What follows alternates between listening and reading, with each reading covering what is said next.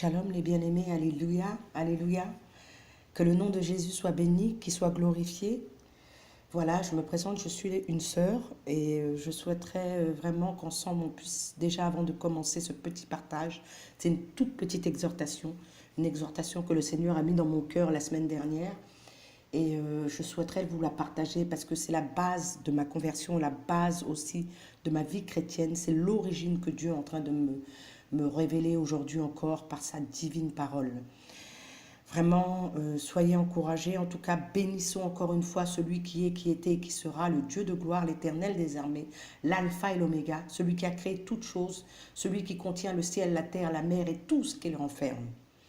Voilà, le Seigneur, lors de ma conversion, s'est révélé à moi, c'est lui qui m'a appelé.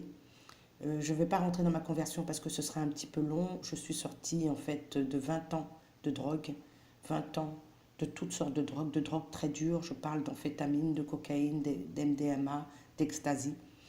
Et le jour où le Seigneur il m'a délivré dans ma chambre avec ce verset qui est tout simple. Venez à moi, vous tous qui êtes fatigués et chargés.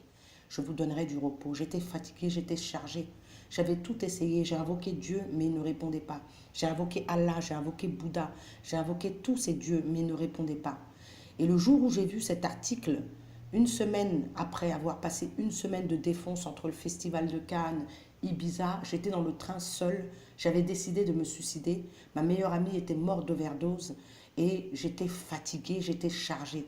Et quand j'ai vu ce passage dans un petit encart, venez à moi, vous tous qui êtes fatigués et chargés, j'ai eu l'espoir. Ce qui s'est passé dans mon cœur, c'est que la foi, j'ai eu la foi en fait que ce Jésus que j'avais vu dans les films, que ce Jésus était capable de me sauver. Parce que dans les films, Jésus, il faisait que sauver, il faisait que délivrer, il faisait que toucher les gens. Et donc je me suis dit, effectivement, j'ai tout essayé, mais je n'ai pas essayé Jésus. Parce qu'on avait réussi dans toute mon enfance à me faire réaliser que Jésus, c'était pas un Dieu, que Jésus, c'était un prophète. Et j'ai commencé à l'assimiler. Donc, c'était ambigu ma relation avec Jésus. Je ne savais pas qui il était. Et quand je suis rentrée chez moi, j'ai cherché une Bible poussiéreuse que j'ai dépoussiérée. Et là, quand j'ai dépoussiéré la Bible, je suis tombée sur ce passage, Matthieu 11, 28. Mes amis, à ce moment-là, précis, j'ai commencé à pleurer. Parce qu'en fait, 11-28, moi je suis née le 11 août et ma fille est née le 28 juillet. 11-28, il n'y a que Dieu qui savait que c'était le code de mon interphone, de mon téléphone, de tout, ma banque, tout. Alléluia.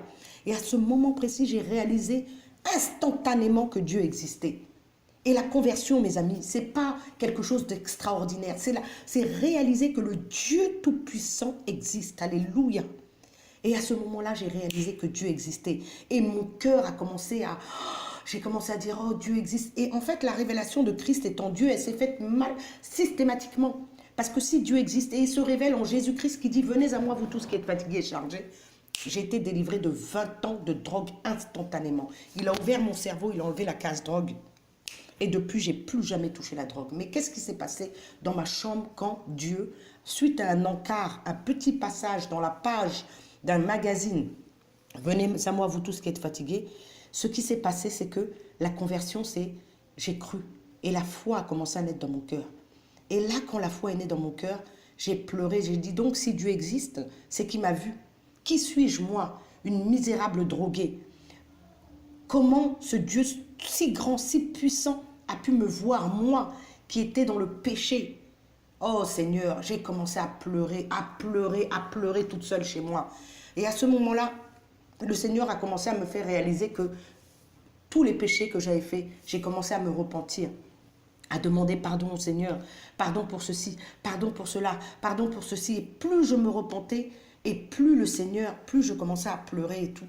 Et ce qui s'est passé, à un moment donné, la Shekinah de Dieu est rentrée dans ma chambre. Je ne savais pas ce que c'était. J'étais une jeune convertie. Je n'avais ni homme de Dieu, ni femme de Dieu, ni personne qui m'a prêché la parole. C'est Dieu lui-même qui me l'a prêché. J'étais toute seule dans ma chambre et il y avait une fumée épaisse dans ma chambre. Et j'ai commencé à pleurer, pleurer, pleurer, pleurer. Et j'ai senti comme Dieu qui me prenait dans ses bras. Et je réalisais, en fait, que le Seigneur était là avec moi. Et j'ai arrêté de pleurer, je me suis convertie ce jour-là, je suis sortie Quand je suis sortie, il y a eu 20 personnes qui ont donné leur vie au Seigneur en même temps, tellement j'étais animée de feu. J'ai été parler aux drogués, j'ai été parler à ma famille, j'ai même été parler aux musulmans. Ils ont été touchés puissamment par ce feu de la conversion, parce qu'ils me connaissaient, ils savaient que les médecins ne pouvaient rien pour moi, ma famille ne pouvait rien pour moi, mais même les hôpitaux de désintoxication ne pouvaient rien pour moi. Mais ce Jésus, ce jour-là, par la foi, parce que j'ai cru qu'il pouvait faire quelque chose, il m'a délivré, les amis. Mais si je vous parle ce matin, c'est pour que vous expliquiez que ce qui s'est passé en 2002, ma délivrance, aujourd'hui le Seigneur m'a enseigné ce que c'était, qu'est-ce que c'était que cette nuée. Et il s'est passé que j'ai grandi dans la foi, je suis restée dans la sanctification, je me suis mariée dans la sanctification, j'ai servi le Seigneur dans la sanctification dans un pays, dans les pays nordiques. Il y a une œuvre qui s'est créée dans la sanctification, dans ces pays-là. Des âmes sont venues, ont été touchées dans cette sanctification-là. Et je voyais toujours la nuée. Et le Seigneur m'enseignait que la nuée, c'était ce qui... Il y avait dans le livre d'Exode, il disait que la nuit, la journée, une nuée avançait avec son peuple. Et le soir, c'était des flammes de feu. Et il marchait avec le Seigneur. Mais cette nuée, je ne la comprenais pas. Dès que le frère Chora, lorsqu'il y avait des prédications, des choses comme ça de fou, de folie. Et d'ailleurs, la première fois que j'ai vu le frère Chora, je peux vous dire que je l'ai vu, sa tête était dans la nuée. Et le Seigneur toujours m'accompagnait, il me faisait, à chaque fois que j'arrivais quelque part, il me faisait réaliser qu'il était là. C'est comme ça que le jour où il y a eu Église où es-tu, je suis arrivée et dès que je suis rentrée, le Seigneur m'a confirmé qu'il était là. C'est parce que toutes les têtes étaient dans la nuée, et y compris celle de Chora. Et il m'a dit, lui, c'est mon serviteur. Et c'est comme ça, dans cette nuée, que j'ai commencé à avancer. Et le Seigneur, il y a une semaine de cela, il a commencé à me révéler ce que c'était véritablement. Je suis tombée, je ne sais pas, je lis jamais le livre de Nahum, et j'ai commencé à méditer ce livre. Et quand j'ai commencé à méditer ce livre, les 3 premiers versets m'ont choqué, quoi. Ils m'ont vraiment choqué. Je vais les lire rapidement. La Bible dit, Yahweh est un Dieu jaloux, il se venge, Yahweh se venge, il est plein de fureur. Yahweh se venge de ses adversaires et il garde sa colère contre ses ennemis. Yahweh est lent à la colère et grand par sa force, mais il ne tient nullement le coupable pour innocent. Yahweh marche parmi les tourbillons et les tempêtes, les nuées sont la poussière de ses pieds. Mes amis, quand j'ai lu ça, je suis devenue complètement dépassée. La Bible dit que les nuées sont la poussière de ses pieds. Alléluia! Waouh! Donc ça veut dire que ce que le Seigneur me permet de voir, c'est tout simplement lui qui est en train de se promener parmi nous. Alléluia! Pourquoi? Parce que la Bible dit qu'il fait de la terre son marchepied. Donc, les pas de Jésus, la nuée, c'est tout simplement la poussière qui s'émane lorsqu'il met ses pas ici et là. Waouh, les amis, je vous dis que ce jour-là, à ce moment-là, le Seigneur m'a rendu complètement folle. J'étais complètement dépassée. Parce que non seulement le Seigneur me révélait que moi, il me permettait de voir ses pieds. Alléluia. Et pour tous ceux qui voient la nuée de Dieu, je pense qu'ils vont être aujourd'hui encouragés. C'est-à-dire que ce ne sont que ses pieds. Vous imaginez? Les cieux des cieux ne peuvent contenir sa gloire. Ah, alléluia. Et Dieu nous fait grâce de voir juste ses pieds. Il est en train de marcher comme ça parmi nous. Mais vous imaginez, si Dieu marche et ses pieds, vous imaginez les pans de sa robe. Alléluia, Korabasaka. Imaginez le pan de sa robe qui est juste légèrement au-dessus de ses pieds. Comment elle inonde nos vies.